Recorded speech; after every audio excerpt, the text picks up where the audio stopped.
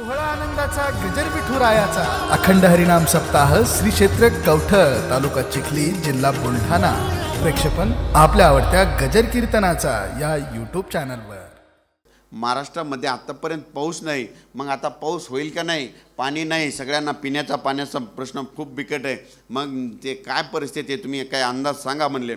मग मी त्यांना सांगितलं की 2019, 20, 21 राज्यात एकही तळं कोरडं राहणार नाही, सगळीकडे पाणीच पाणी होईल आणि सगळीकडे पाऊस येईल। आणि शेवटी तसंच झालं। म्हणून म्हणतो आता भविष्यामध्ये आता आमच्या महिलांना, आमच्या शेतकऱ्यांना हंडा घेऊन जायची आता कधीच गरज पडणार नाही, कारण की आता पाऊस वाढलेला आहे। आता दरवर्षी असाच पाऊस पडत राहणार आहे। काय झालं की ह्या पाऊस कशामुळे वाढला? पृथ्वीचं तापमान वाढलं। काय झालं? सिमेंटचे घरं झाले, सिमेंटचे रोड झाले, सिमेंटचे जंगल झाले, सगळीकडे घरं सिमेंटचे झाले। याच्यामुळे काय होईल की तापायले।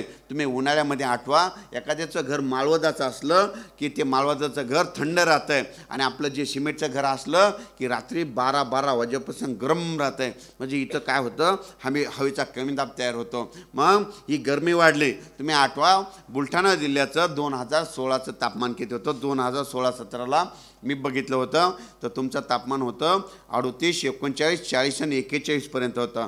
पण 2018, 19, 20ला हे तापमान तुमचं 44, 45, 46 पर्यंत गेलं, आणि आमच्या परभणी जिल्ह्यात तर 47 पर्यंत गेलं। पण काय झालं? तापमान वाढायलंय। तापमान वाढायल्यामुळे एक फायदा झाला, पाऊस वाढला। आता भविष्यामध्ये तुम्हाला पाण्याची म्हणजे टंचाई कधी जाणवणार नाही। इतका पाऊस होत जाईल की दरवर्षी पाऊस होत राहील। परंतु तुम्ही काय करायचं, मग पावसावर येणारी नेमकी कोणती पिकं आहे ती करायची।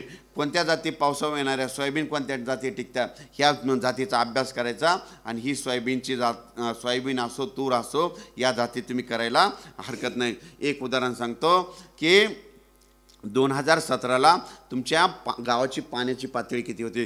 2016-17ला तुमच्या गावामध्ये कोणी बोर घेतला की त्याला 75 फुटाच्या नंतरच पाणी लागायचं। मग होती परिस्थिती हीच होती ना।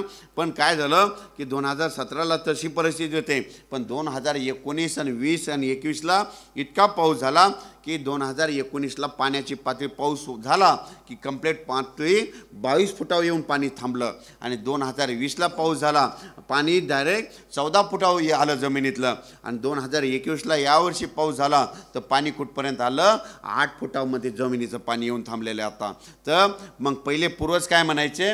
पहिले पूर्वज म्हणायचे आमच्या काळी इतका पाऊस असायचा की आम्ही 5 फुटाची दोरी लावायचो आणि विहिरीचं पाणी शेंदायचं। मी म्हणतो आता पुढच्या वर्षी आमच्या काळी असा पाऊस असेल की आमच्या शेतकऱ्याला तहान लागली की गिलास घेऊन जातं आणि विहिरीतून पाणी हाताने पिते।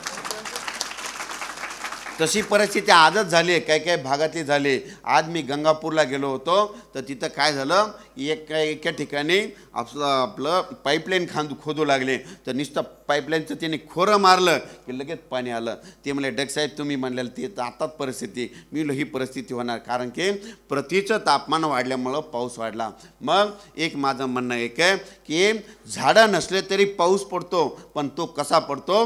जगातून पाणी वतल्यासारखा पडतो, आणि जितकी झाडं जास्त तितका पाऊस रिमझिम पडतो। तुमचे पुण्याला नातेवाईक असतील, मग पुण्याच्या नातेवाईकाला आमच्या महाराष्ट्रातले परभणीकडले फोन लावतात, हौसानं फोन लावतात पाऊस सुरू असताना। कसे फोन लावतात ते सांगतो की पुण्याला पाऊस चालू आहे का? ते म्हणतात हो चालू आहे। मग पुण्यावाले म्हणतात, मग गावाकडे आमच्या परभणीकडले म्हणतात मग कसा चालू आहे? ते म्हणतात, पुण्यावाले म्हणतात रिमझिम चालू आहे। आणि मग त्यांनी उलट प्रश्न आमची काढलेला विचारते, तुमच्या परभणीला पाऊस? म्हणतात हो चालू आहे। मग हे म्हणतात कसा चालू आहे? मग हे हौसानं सांगतात असा पाऊस सुरू आहे, आमचे वडे नाले एक झाले, गावात पाणी घुसलं, रानं खरडू गेले, असं सांगतात त्यांना।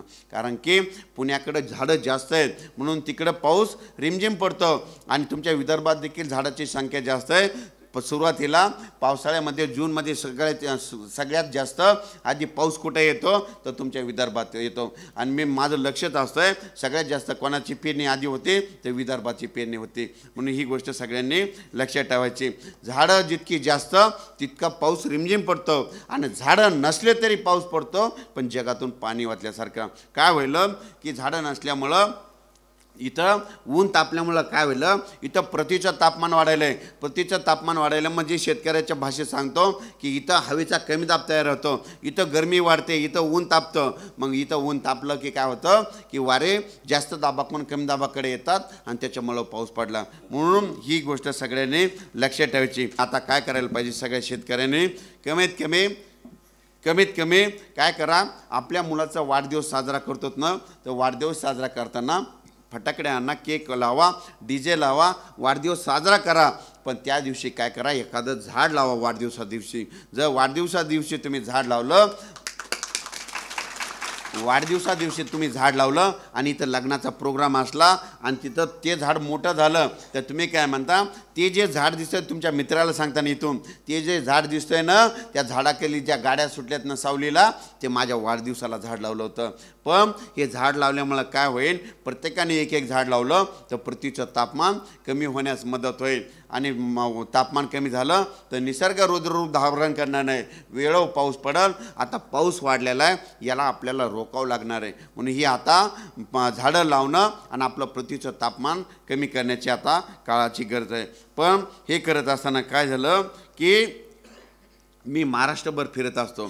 महाराष्ट्रभर फिरत असताना माझ्या सगळ्या शेतकऱ्यांकडं मोठे मोबाईल नाहीत. मग माझा मेसेज शेतकऱ्यापर्यंत पोहोचत नाही. मग मी काय केलं की शेतकऱ्यांना माझा मेसेजचा नाही जरी पोहोचला तर मी शेतकऱ्यासाठी काय केलं, निसर्गामध्ये इंडिकेटर शोधून काढले, पाऊस येण्याची कारणं आणि न येण्याची कारणं. तर ते सांगतो.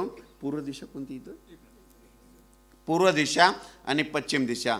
काय झालं की तुम्हाला कारण माहीत. इंडिकेटर कशामुळं म्हणलो, एखादी मोटरसायकल असली आणि त्या मोटरसायकल समजा डावीकडे जात असली तर डावीकडलं इंडिकेटर लागतं. मग कोणाला कळतं की ही गाडी डावीकडे चालली, आणि उजवीकडलं इंडिकेटर लागलं की उजवीकडे चालली असं कोणी म्हणतं. तसंच या वरुण राजानं काय केलं, या वरुण राजानं निसर्गामध्ये असे इंडिकेटर सोडून दिले होते, हे तुम्हाला लक्षात येण्यासाठी. पण तुम्ही याच्याकडे कोणी लक्षात दिलं नाही. पण हे इंडिकेटर मी जवळपास 15 वर्ष गेले एक एक शोधून काढायला. ते इंडिकेटर तुम्हाला सांगतो. त्याच्यामधलं एक, पावसाळ्यामध्ये दिवस मावळत असताना इकडल्या दिशेला, वाटल्यास उद्या तुम्ही काय करा लक्षात ठेवा, पावसाळ्यामध्ये दिवस मावळत असताना काय होतं, इकडं आकाश लाल होतं, तांबडं होतं. तसं आकाश लाल तांबडं झालं की समजायचं 72 घंट्यामध्ये पाऊस पडणार. माझा मेसेज जरी नाही आला की तुम्ही ते आभाळ आपल्या डोक्यापर्यंत तांबडं झालं की बिलकुल इथपर्यंत येऊन पाऊस पडणार, हे मात्र लक्षात ठेवायचं. तुम्हाला जर बघायचं झालं तर उद्या काय करा, उद्या परवा तसं तांबडा आभाळ आता दिसणार आहे, कारण की 3 दिवसानं परत तुमच्या इकडे पाऊस येणार आहे. म्हणून हे तुम्ही आधी अभ्यास करा, दिसतंय का नाही. तसे दुसरं कारण, आपल्या घरी हे लाईट आहेत बघा, अशा लाईटवर काय होतं, पावसाळ्यामध्ये किडे येतात, पाकोळे येतात. आज आलेत बघा किडे पाकोळे आला की समजायचं 72 घंट्यामध्ये पाऊस पडणार, म्हणजे 3 दिवसात पाऊस पडणार. म्हणून ही देखील गोष्ट लक्षात ठेवायचं.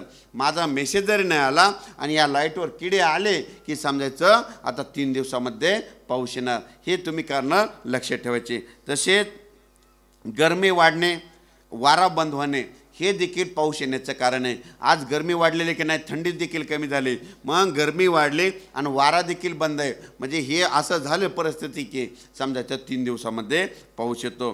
तसेच गरमी वाढणे, वारा बंद झाला की काय होतं, आपल्या जे सरपटणारे प्राणी असतात, म्हणजे साप काय होतात, आपल्याला रोड दिसू लागतात. आपल्या घरामध्ये साप निघायला सुरुवात झाली की साप कधी निघतात, ज्या दिवशी गरमी होते त्याच दिवशी साप बाहेर निघतात, आणि ज्या दिवशी गरमी होते त्याच दिवशी पाऊस येण्याचं हे संकेत असतात. म्हणून साप बाहेर जास्त रोडवर दिसायला लागले की समजायचं हे देखील पाऊस येण्याचं कारण आहे. तसेच जूनमध्ये काय होतं, 7 जूनला मृग नक्षत्र लागतो.